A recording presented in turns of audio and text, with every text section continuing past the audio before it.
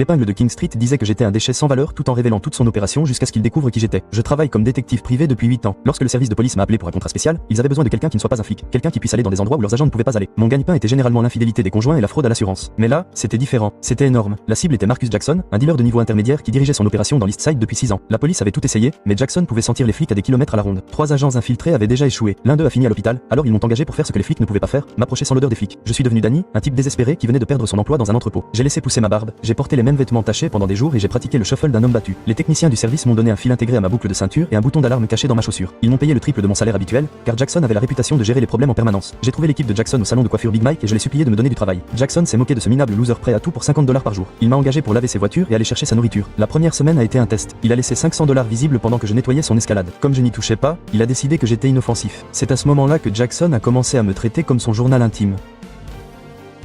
Pendant que je nettoyais ses sols et ses voitures, il me racontait